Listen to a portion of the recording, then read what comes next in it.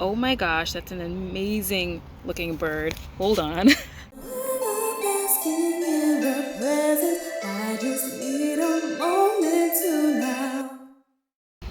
Hey, what's up?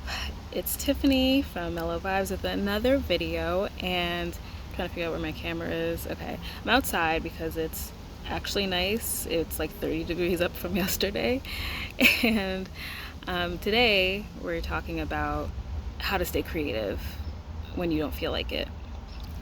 So I feel like this is gonna be weird because I'm like holding the camera this time and looking at notes. Forgive me. And I woke up with a bald spot in my eyebrow this morning, like out of nowhere, and like right here. And it's like I already have a bald spot from chicken pox when I was 2. Don't need another one, so I gotta figure that out. But I want to make this a concise video. So how to stay creative when you don't feel like it. This was a voted on topic.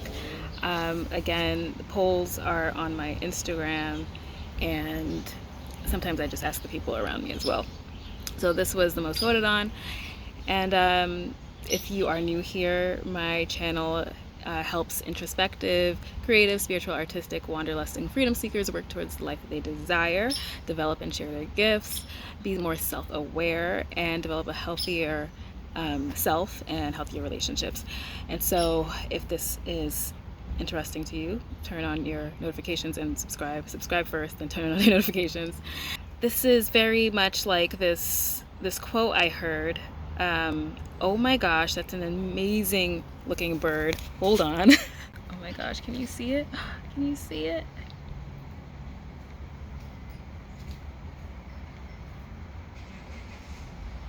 It's like a penguin but in bird form. Okay.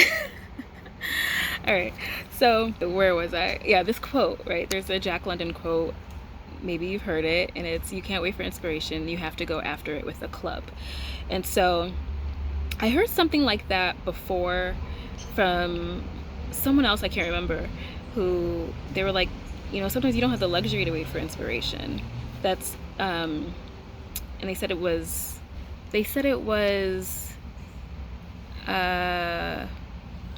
I forgot what word they used, but kind of like not entitled or something, not entitled, but it was something like that, to think you can only work when you are inspired.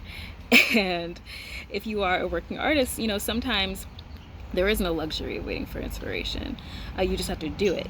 You know, I'm a writer, so sometimes I don't want to write. I'm a singer, sometimes I don't want to sing, but I have to do it because, well, one, I get paid to sing, and yeah, so it's one of my jobs. And whether I like the music or not, sometimes I do, sometimes I don't, I have to do it anyway.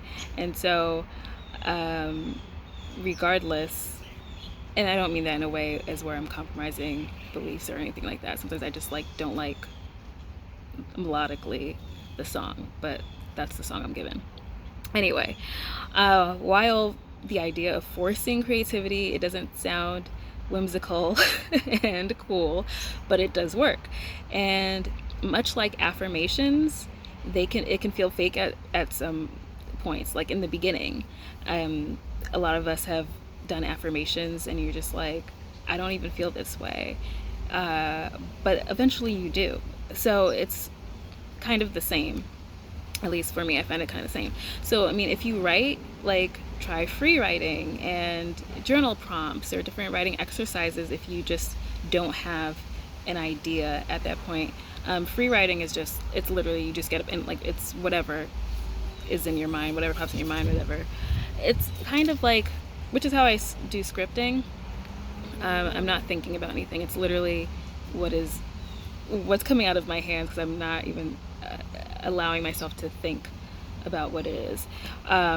So free writing for a few minutes or doing journal prompts. I have journal prompts. I actually just shared something on my Instagram from last year. I've taken to looking at my journal entries from a year ago today, and I have journal prompts that are in my calendar. I have a moon calendar app on my phone, and there's a journal section and there's journal prompts. So anyway, yeah, I was sharing something from last year. And there's different writing exercises that you can do, and So you may often find something worthwhile in something that, you know, you weren't really inspired to do. Like if you sketch or paint, like just do that, just doodle, you know. Sometimes doodling will lead you to something. If you dance, just dance. It's like Pastor Cal said on Married at First Sight this season. If you watched, it was a mess. But anyway, he said, and he was speaking, and he was referencing Ryan in this case, who literally was just like, you know, I'm just here, I'm just waiting for a feeling, you know, I don't have those feelings yet, I don't have those butterflies, I'm just waiting for a feeling. And it's like, okay. And Pastor Cal was like, actions don't follow feelings, feelings follow actions. And it was such a really great quote because, well, for many reasons, but I mean, it's a totally different context, but it can be applied. Like, waiting around for a feeling and then being like, okay, now I'm going to do something. That's like I said, it's a luxury. And so just do something and then you can feel something, you know, work on it basically. So, and as much as I'm a loner, which I totally am, sometimes I don't want to do things alone. And so, like, if you just don't feel like it and you're just like, I'm not motivated to do this, like, find someone to do it with. Like, find a group. Or if it's just like, you don't even need to do it with somebody, if it's just like being around other people, like, that's why co-working spaces exist. I've been meaning to, like, since my best friend is back in the city now, like, we both work from home, to just be like, let's just work from home together. So that's something in progress. That was a great reminder. But you know, find a partner to do something with. Like one of my friends won. I was doing monthly contests. If you were a subscriber, then you know I was doing monthly contests for a long time. I just stopped like last month or this month, I think. If you're on my mailing list, just to win something from Mellow Vibes. And she actually, one of my friends won this collection of classes of mine. And but I know she's like well, she's not tech savvy, so then she also doesn't even know how to access it, even though it's simple. But anyway, off the point. But she's like, oh, let's do it together, because she doesn't want to do it by herself. So like, you know, find someone to do it with. Like, there's some things I don't have a problem doing by myself. I actually did one of my own classes a couple weeks ago, and so I did that by myself. And because I had called her, that was it. I had called her to see if she wanted to do it with me, and she was busy at the time. And she's like, oh, but let's do it together. So, yeah, so find a partner, find a class, find a group, like, yeah, just find someone that you can do it with if you're not motivated to do it by yourself. I'm the same way with like the gym. I don't go to the gym anymore. But when I lived in Philly, I had an apartment, a complex gym, and I was like, I'm not going by myself. So I hit up my cousin all the time, and we would go like every Friday together. So, you know, for anything that you don't feel motivated to do by yourself, just find someone to do it with. And another tip would be to make it short. You know, for me, I do a lot of time blocks in my schedule for different things, but for certain stuff, like long time blocks seem really daunting to me. And so if I say I'm going to long time blocks seem really daunting to me. So if I say I'm going to do let's what's one of the things right now? So I used to have a time block for like reading for like 45 minutes. And 45 minutes is not a long time, especially for someone like I'm someone who always like loved reading, but now as a super busy adult, like it's just not a priority. And so I put it in my schedule, but then when I look at it, I'm like, that just seems so long. And so I was finding that I was skipping it because of the long time block. But then I took a class actually on like how to read faster, and and they were talking about just scheduling a few minutes a day to read, or like 10-15 minutes, and I was just like, you know what, that sounds where the car to go. This is what happens when you're outside. So I was finding that I started to break it down. Instead of like, I was putting like I said, I don't have a lot of time on my schedule, so I was like 45 minutes time block Thursday, and then when the class was just like, just break stuff down into a smaller chunk a day, I was just like, yeah, I'll try that. So 15 minutes a day equals more than the 45 minutes that I was scheduling per week, but also I wasn't skipping it as much because it's just 15 minutes. And then when I'm like reading for 15 minutes, then I will go longer because I'm like enjoying what I'm doing. So same thing, make it short. If you're just like, if you write, say I'm going to schedule out writing for 10-15 minutes. If 15 minutes seems too long, try 5. I always start with 5 for everything, for meditation, for exercise, for whatever. I'm just like, just start with 5 minutes. This is what happens when you hold the camera. So yeah, make it short. That's one thing to get back into it. I totally wrote my second book of poetry off of just making myself stay creative. I decided to get back into it. I'm a poet, and I think I had, for some reason, gone back to a poem that I was thinking about of mine, and then I was like, oh crap, I haven't written a poem in like 2 years. That's crazy. And so I was just like, I have to get back into it. And so I made myself, even when I didn't want to, I scheduled out time every like Monday. I scheduled out time every Monday to do this writing exercise, and then I scheduled out time every Friday to actually write a poem and not focus on it being good, just on writing, because that's my thing. It's like, I do something once and I'm done. Like, I don't edit, I don't revise. So for me, I was just like, so it's like, once it comes out on paper, it's already fully formed in my mind. And so it's, for me, it's like perfect.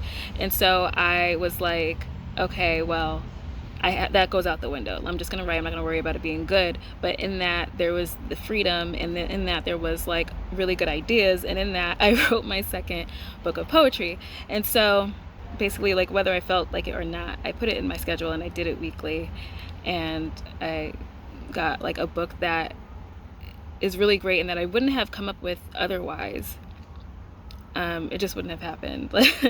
Like, my first book of poetry was me totally writing from inspiration, and this was me like making myself write, and it made me do different things. It made me write from a different space. It made me like explore different topics that I'd never written about, and which then like inspired me to like think about things in different ways. Like, so then I got inspiration out of actually, the action. So I guess the whole point is the how-to of staying creative when you don't feel like it is basically do it anyway. Like, don't look for an excuse, do it anyway. When you move, the next thing comes. It's like, I think that's in the Bible somewhere, or something like that. It's like, I'm going to equip you with what you need. Just take the first step.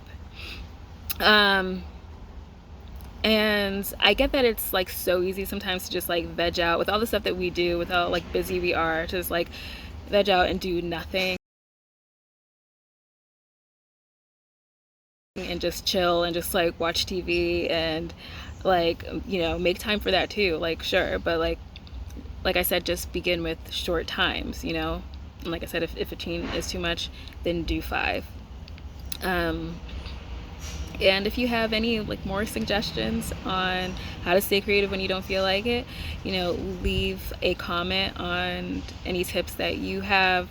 If you're looking for a class, if you're looking for something interactive, I have live creative and healing classes, basically creative writing for wellness classes that I have through Anaya Wellness, and the link you'll find in the description.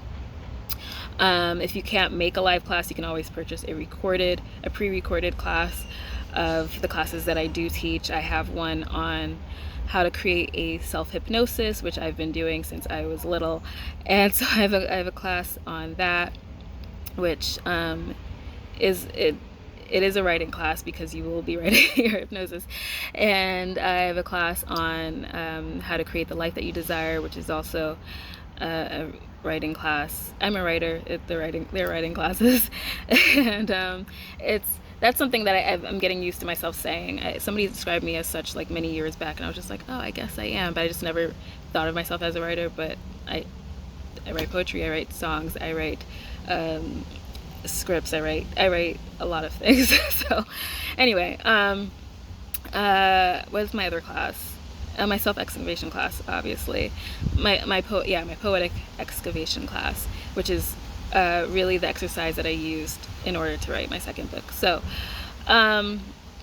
yeah, so if you want to see the result of me staying creative when I didn't feel like it, you can pick up my second book of poetry, Spirit Excavation. You can pick it up anywhere that that books are sold online, basically. You can sign up for my mailing list. Please do. You can get notes from me weekly, and different updates and special discounts and on my services, my products, and maybe I'll bring back the contests or the monthly giveaways, but I'm not sure. I've given away so much, so now I'm just like, let me fall back for a little bit. And so, but I have like other things, like as a subscriber you'll get special stuff. So go to mellowvybes.com for that. That's mellowvybes.com. Do not forget to like and share this video, and I will see you on the next one. Peace and mellow vibes.